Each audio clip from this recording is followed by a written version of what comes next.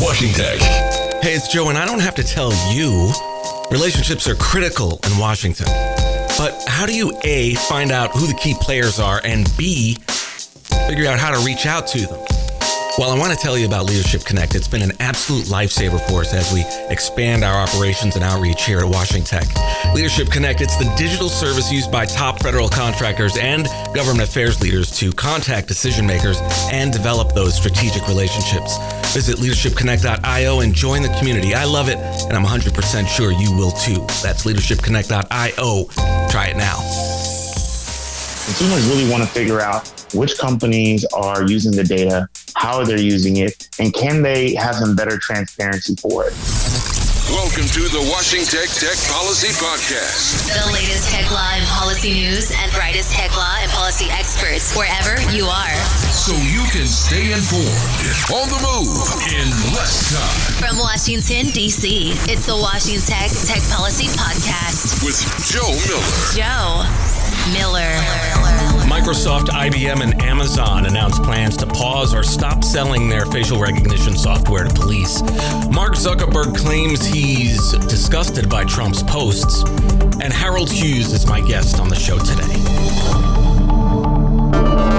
Hey, everybody. IBM and Microsoft have announced plans last week to end the sale of surveillance technology to police departments, with IBM stopping all research, development, and production of such systems indefinitely, and Microsoft saying it plans to stop the practice until Congress passes legislation. Amazon currently only has plans to pause the sale of its recognition software to police for 1 year, but it too has called for new legislation. The decisions came after years of advocacy reached a boiling point amidst reports that police have been using facial recognition during worldwide protests in support of Black lives after the killing of George Floyd by Minneapolis police just over 2 weeks ago. However, IBM, Microsoft, and Amazon are just three of the companies selling facial recognition technology to police. Also last week, the American Civil Liberties Union and several other organizations sued Clearview AI, a supplier of facial recognition technology to police departments, for scanning Illinois residents' faces without their consent in violation of an Illinois law preventing non-consensual fingerprinting and face scans, the New York Times reported. The Hill reports Massachusetts Senator Ed Markey also called on Clearview to conduct an independent assessment of whether police have been using their technology during the protests, to which Clearview responded that it only helps police after crimes have already been committed. And Vice surveyed 43 facial recognition companies whether they too will refuse to work with police. According to Vice, most didn't respond to the inquiry. You can find a link to the list of those companies in the show notes. You'll also want to read Jeffrey Fowler's Washington Post piece discussing efforts by other companies, including lesser-known companies like NEC and Endemia, to thwart lawmakers' efforts to rein in law enforcement's use of facial recognition to spy on U.S. citizens. Despite leading lawmakers and activists' calls on Facebook to improve how it flags misinformation, Facebook CEO Mark Zuckerberg is still being difficult. But at the same time, he claims he's disgusted by President Trump's content, The Hill reported last week. The debate with Facebook has continued for years, with the company condescending to and patronizing a handful of civil rights groups, making repeated calls for the company to better moderate hate speech. The term hate speech, of course, being one Fox News likes to wrap in quotes as if it's not a real thing. Never mind that centuries of newspapers, broadcast stations, the FCCs, and social media companies enabling of bigots and misogynists suggest otherwise. Sure, Facebook will take down hundreds of accounts managed by anti-racist skinheads, but when Trump threatens bodily injury, posting when the looting starts, the shooting starts, lumping peaceful Black Lives Matter protesters into a single category of looters, that's no problem. On Wednesday, the House Homeland Security Committee wrote Zuckerberg again, urging him to curb Trump's dangerous posts. Zuckerberg's response? Writing a letter in reply to 270 concerned scientists he and his wife Priscilla Chan fund through their Chan Zuckerberg initiative, admitting Trump's posts constituted misinformation, that they were incendiary, that they were deeply shaken and disgusted by them, but alas, Quote, having more voices at the table that represent a diversity of perspectives, viewpoints, and lived experiences isn't just a good way to help solve the world's biggest problems and challenges. It is the only way. The only way. Key words there. Important because they negate diverse perspectives, viewpoints, and lived experiences. The Hill reports that Uber Eats, after creating a list of Black-owned businesses, has waived fees for customers ordering from Black-owned restaurants. Uber's ride-sharing unit also announced discounts for passengers going to Black-owned establishments. The company said the deals will continue through until the end of the year.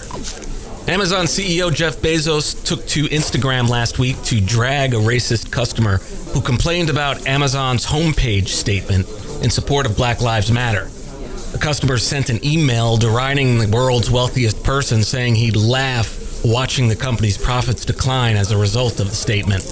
Bezos posted the email, redacting the customer's name, saying he's happy to lose such customers. Amazon was up 24 points on Monday, June 8th's market close, the first market close after Bezos' post, to $2,524.06 per share. Someone took advantage of police officers' unencrypted frequencies during protests. In one intrusion, hackers played Tay-Zon Day's YouTube viral hit Chocolate Rain over police radios. Authorities are investigating incidents in Minnesota, Illinois, and Texas. Some departments have switched over to encrypted frequencies. Twitter CEO Jack Dorsey announced last week that the company will now recognize Juneteenth as a company holiday every June 19th. Juneteenth commemorates June 19th, 1865, the date African Americans in Galveston, Texas, first learned of their emancipation from Union General Gordon Granger, who delivered the news 9 weeks following Confederate General Robert E. Lee's surrender at Appomattox Courthouse, and some 2.5 years after President Lincoln issued the Emancipation Proclamation. Finally, YouTube announced last week that it would be investing $100 million to amplify the voices of Black creators. YouTube CEO Susan Wojcicki made the announcement Thursday in a post in which she also reported the company removed some 100,000 hateful videos and 100 million such comments in the second quarter. You can find links to all of these stories in the show notes. Stay with us.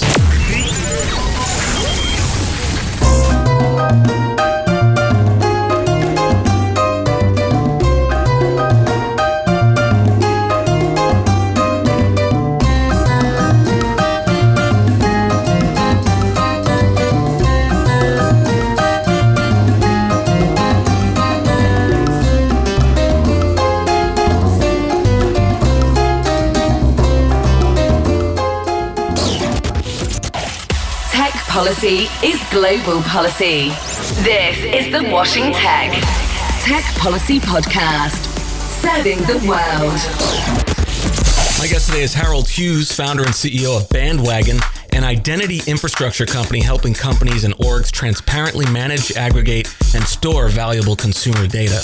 Among his many distinguished accolades, Harold was an inaugural member of the Google for Startups Black Founders Exchange Program and recently graduated from IBM's Blockchain Accelerator. He's a member of Alpha Phi Alpha Fraternity. For more on his local leadership within his hometown of Greenville, South Carolina, you can check out his bio in the notes. Harold is a Clemson alum. There he earned dual undergraduate degrees in economics and political science and MBA, so he's a triple tiger prior to pursuing Stanford's Innovation and Entrepreneurship grad certificate. Harold Hughes. So tell us about you, man. Barry Williams introduced us, but I want folks to get to know you because you've got interesting stuff going on. Thanks. No, I'm super excited to be building what we're building. I'm a first generation American, born to Jamaican parents. I'm one of 5 siblings out of South Carolina, Columbia, South Carolina. And after spending about a decade in corporate America, primarily on asset management, software and hardware, as well as getting a few degrees from Clemson University, I decided to try my hand at entrepreneurship. And so in 2014, really started tinkering with this idea of creating a fan-facing ticket marketplace, similar to a StubHub, to help fans protect home field advantage. I really love community building. I really love creating an atmosphere where people can connect with one another. And that's when we got started. So I spent nights and weekends for a year and a half kind of de-risking the idea. Then I de-risked the business model. And then, of course, most importantly, in startup, I focused on de-risking myself. And so here we are today, a company headquartered in Greenville, South Carolina, with about half a dozen employees, building in the marketplace.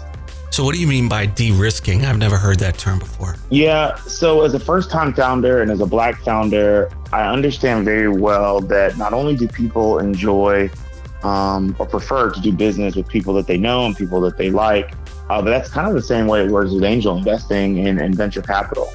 These relationships that founders and investors have often are the real key differentiator between who gets funded and who doesn't.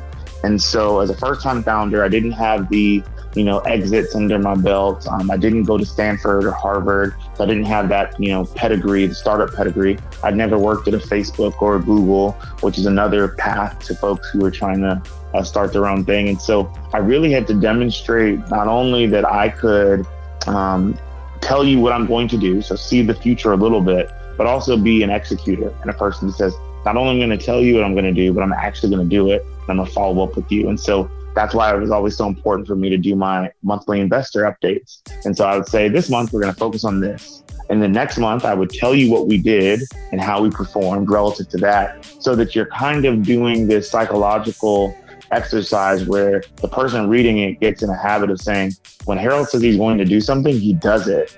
And Harold says he's going to do something, he does it. When Harold says he's going to do something, he does it. So if he says he's going to take this company to this mark, like, he's probably going to do it. And I want to be part of that. And so de-risking and removing any barriers that would be in between them deciding to fund us or not, that was really, really important because, as you know, the first money coming into a startup, whether it's your first, $100,000 or your first couple million, is really based on the founder and founding team. And so I knew that was going to be important to make sure not only did I check those boxes, but I completely blow them away. And so how did you get to know them? Did you have a process for reaching out? I mean, I guess in the beginning, most of it was cold calling, right? Yeah, and I was really fortunate. Like I said, I went to Clemson University, and that's a predominantly white institution, and my peer group was very diverse. And so when it came to me starting my business, I started off really saying, what can I do to help people amplify what I'm building? And so I really started just telling people, this is what I'm working on. This is the problem I'm trying to solve.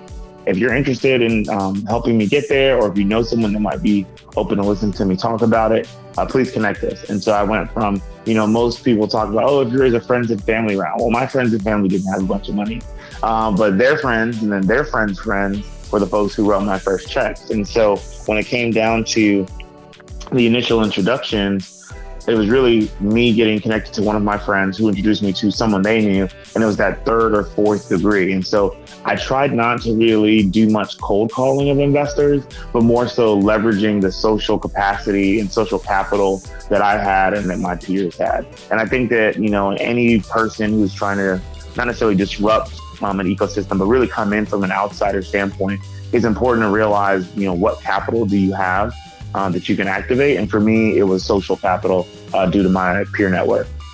It's good to see.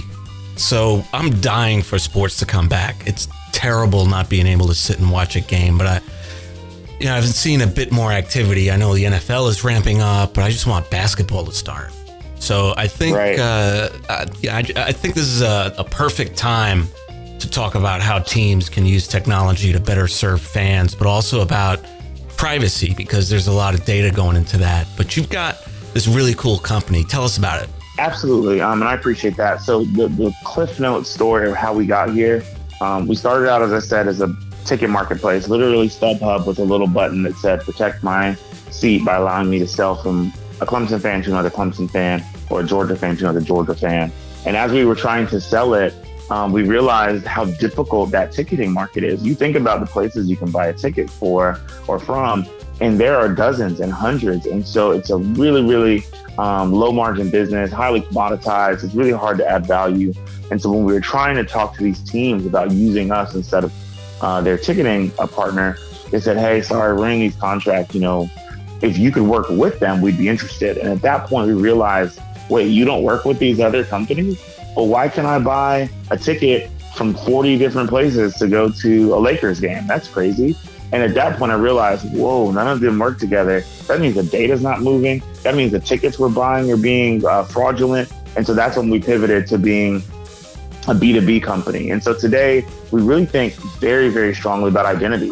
We want our event organizers, if you're an event organizer, to know who's in the venue on the day of the event so you can find ways to delight them. So that's why we built out our product Aura, which is a fan identity and attendee analytics solution. So that's, the first and flagship product under our brand. As a company, Bandwagon's an identity infrastructure company. So we want to know customer information to help you not only protect it, but I'll figure out how you manage it, aggregate it, and store it. And really, when you think about the customer data that's being transferred throughout these various places, whether it's Facebook or Google, or all the different things we're signing up for, we want to figure out how to help the organization use that information to make business logical decisions to help drive value, but also in a way that doesn't feel predatory towards that fan or predatory towards that consumer who may be using an app. And so that's what we've been building. I'm fortunate to have a CTO who's an ex-Googler and has his PhD in computer science and focused on databases.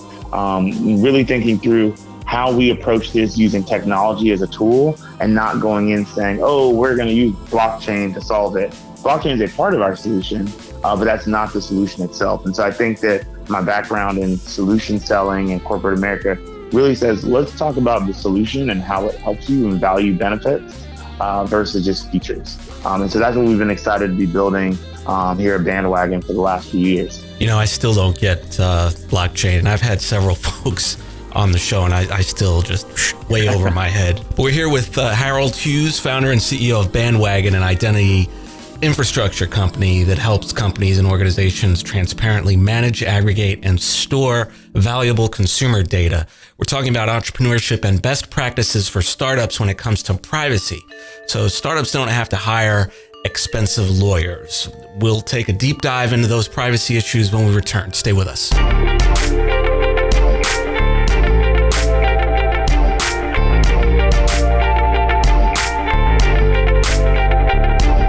So we're here with Harold Hughes, founder and CEO of Bandwagon, a startup out of South Carolina that helps companies leverage and protect consumer identity data. So obviously, when you're dealing with data, there are a lot of privacy concerns. What are some key privacy issues you think about as a founder, as people are more concerned than ever about privacy and skeptical about sharing their data? So one of the things that's been really interesting is that, in this decade and even this millennium, consumers are more aware of the value of their data over the last 5 or 10 years than they probably ever have been. 10 years ago, 15, 20 years ago, we would give our email freely to Google or to Facebook and didn't really think through the value of it. Now, people are more aware. If something doesn't cost you any money, they're probably using your data to generate revenue. And so now that we know that, and now the companies know that, consumers are being a little bit more picky. And we've seen these different organizations, whether it's Equifax losing our data, and whether it's Google using our data differently than they told us they would use it, or in some cases, Facebook weaponizing our own data against us. Consumers really want to figure out which companies are using the data, how are they using it, and can they have some better transparency for it? And so to us, what we've really seen is that for centuries, really, obscurity and security have always been linked. That's where you got the idea like a black box. Like, oh, we're going to put it in this black box. It's super safe. It's super secure. It's out of the way. Well, at Bandwagon, we're thinking about glass box and thinking about glass box technology solutions where you have transparency as well as that same level of trust, and maybe more levels of trust because you're able to have better visibility. And so from the consumer standpoint, it's incredibly important to think through what these brands will need to do to build trust so that these fans or consumers are willing to continue to patronize them. On the business side, it's really, really important to try and figure out, well, what data is actually valuable? One of the best examples we have is in that you're making business decisions based on the amount of data you have. And so we all know that if you have more information, you're more likely to make a better decision. But unfortunately, due to the siloed nature of how business is done, you really may not get all of the angles of that consumer you're trying to delight. And so for us, we really try and think through, okay, if you have Harold Hughes' information in your database, and it's only from the one engagement that you've done with Harold Hughes, that only paints a very narrow part of my story. That may not tell you that I'm a dad. That may not tell you that I'm a Black man. That may not tell you that I'm interested in economics or that I'm a homeowner, that I make this much money. And those things all together may better inform your decision on what marketing do you spend on me? What products and services would you tailor for me? And so what we're trying to really enforce and really suggest to the market is that if we think through more collaboration and how we use data, whether it's consumers' personally identifiable data or just demographic and preference things that aren't necessarily as detailed about that individual, you're going to get to better business outcomes, which will in turn build more trust, which will in turn allow you to get better data. And that's how that flywheel continues to go. So that's really what we see as far as what we have the opportunity to do in 2020 and beyond. So what specifically are some of those best practices to develop that trust and protect it once you have it? It's, because we're talking about delivering super tailored experiences for your clients and their fans. So what are some specific ways that Aura and Bandwagon go about doing that? The most important thing that we're doing already in our organization when we work with our partners is separating personally identifiable information from all the other characteristics about that user's data. That's the very first step. And so your personal identifiable information ends up being translated into a 24-character alphanumeric identifier, and that is now separated. Now the identifier is what sticks with the demographics, age, gender, education, as well as brand preferences. Do you prefer Pete's Coffee to Starbucks? Do you prefer Ford to Chrysler? And so that's where we see the biggest opportunity there is separating this. And that's kind of what I was alluding to in the last piece there. Companies are used to building these rap sheets along and saying, Harold Hughes, we have these seven emails for him. We know this, his age, his gender, all these different things. What we think is the best practice is finding ways to separate out that personally identifiable information in a way that allows you to still use the most valuable pieces of the data, but still maintaining that the consumer has some more privacy, as well as the California Consumer Privacy Act, which is what I like to look at as the most close thing to GDPR that we've seen in the United States so far, is really seeing how these organizations that store this consumer information have to be responsible to the consumer, that it is made visible to them the amount of data that's available, that the consumer is able to ask for that information to be deleted, for the consumer to be able to know where that data has been sold and to withdraw it. One of our customers called Go Beat, we actually just helped them get their product in the App Store. They are a consumer app that focuses on the brewery space. So if you're a person that likes IPAs or crisp beers or any of these different things, normally when you download these apps, they have your data and they keep it forever. With GoBeat, they've actually built it into where it's using the technology that we've built as well as some of the stuff they built proprietarily to allow that information to be revocable, no matter when, no matter where. You decide how much you want to share with these different brands and these different organizations. And that's where, when we did that deal with them, another company based out of Greenville, South Carolina, it was really cool to see that we're really empowering the consumer on the decisions that they're able to make. And so I'd say that the GoBeat relationship is really one of those really leans to the core tenets of what we're doing, is empowering the consumer with the ability to not only have viewership of the information they're sharing with organizations, but also have ownership and have the ability to edit and to request changes and to delete access. That's normally not something that companies like to offer because, as they've always said, data is king. But it's really important that you think through the consent of that data and how they want that data to be used as consumers. I think that's what we're going to see as the next level of data in this upcoming year and beyond. Well, it's refreshing to hear somebody actually building that into their business model, because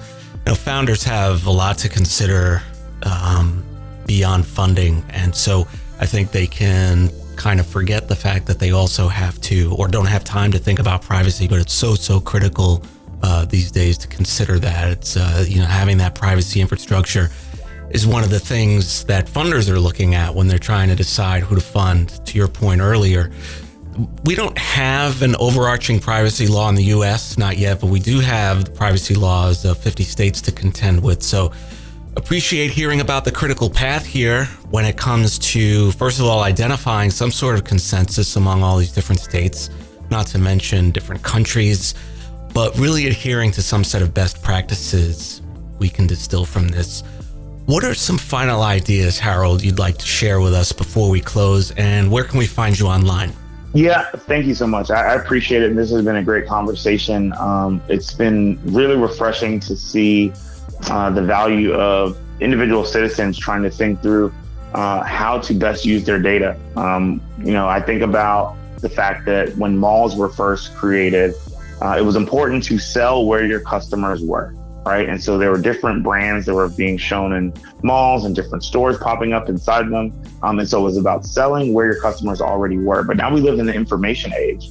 And so it moved into, okay, we need to educate where our consumers are learning.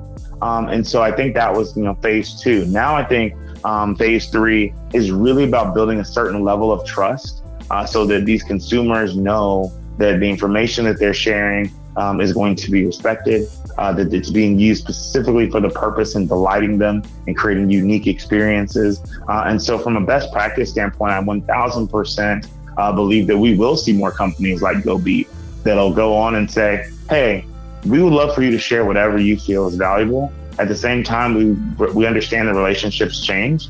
And due to that, we want to make it super easy for you to revoke access to this information.